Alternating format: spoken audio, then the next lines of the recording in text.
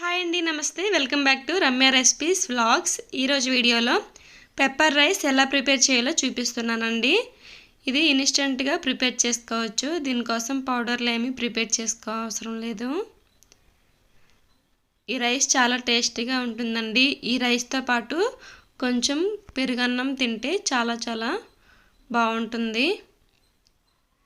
ముందుగా stove on చేసి కళాయి పెట్టుకొని 3 టేబుల్ స్పూన్స్ ఆయిల్ వేసుకోవాలి. ఆయిల్ హీట్ అయిన తర్వాత 1 టేబుల్ స్పూన్ నెయ్యి వేయాలి. నెయ్యి పూర్తిగా కరిగించుకోవాలి. తర్వాత కొంచెం కరివేపాకు వేయాలి. అలాగే 2 మీడియం సైజు ఆనియన్స్ని ఈ విధంగా కట్ చేసుకొని వేయాలి.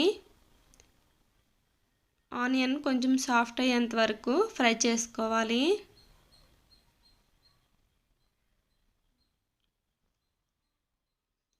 ఆనియన్ కొంచెం ఫ్రై అయిన తర్వాత ఒక మీడియం సైజు టమాటాని ఈ విధంగా చిన్న ముక్కలుగా కట్ చేసుకొని వేసుకోవాలి. వేసుకొని బాగా కలుపుకొని మూత పెట్టి 5-6 నిమిషాలు మగ్గించుకోవాలి. చూడండి, ఇప్పుడు మూత తీసి టమాటో మగ్గిపోయింది.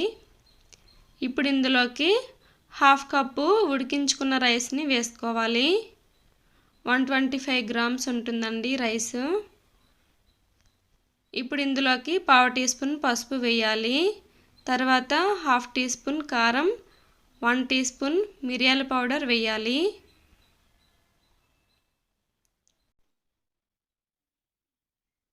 తర్వాత 1/2 టీ స్పూన్ జీలకర్ర పౌడర్ వేయాలి.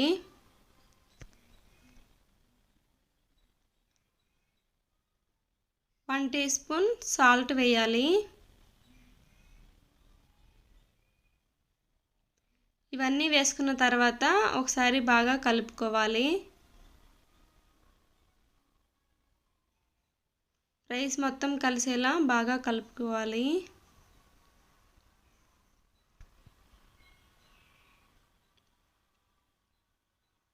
ఇంతేనండి, ఇంకా ఇందులో ఏమీ యాడ్ చేయాల్సిన పని లేదు. చివరిగా కొంచెం సన్నగా తరుక్కున్న కొత్తిమీర వేయాలి. కొత్తిమీర ఉంటే వేసుకోవచ్చు, లేదంటే లేదు. వేసుకొని బాగా కలిసేలా కలుపుకోవాలి.